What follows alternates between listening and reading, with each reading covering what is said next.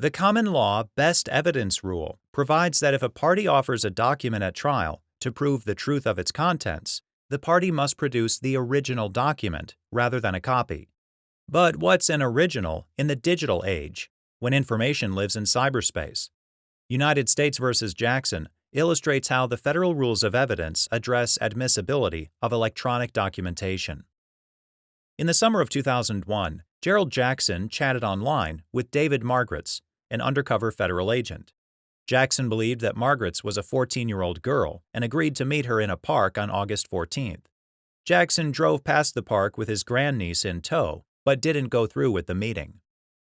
The federal government eventually indicted Jackson in February of 2005 for using a computer to attempt sexual activity with a minor based on the chat room conversations he'd had with Margritz.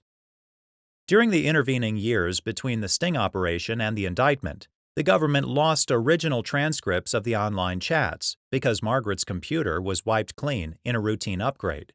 However, Margritz had preserved contents of the chats by highlighting and copying the text from the online chat room and then pasting it into a word processing document. He also added his own editorial comments.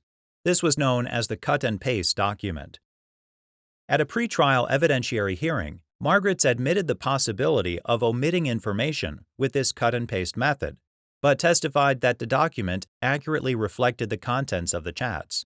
Jackson alleged that the document left out exculpatory information from the chats that would have shown he intended to meet the girl to introduce her to his grandniece.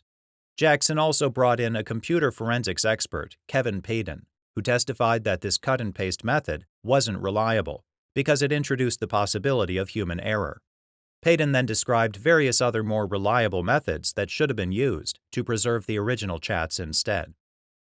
Jackson asked the United States District Court of Nebraska to exclude the cut-and-paste document. He also made a motion to dismiss the indictment based on a violation of his Fifth Amendment right to a speedy trial.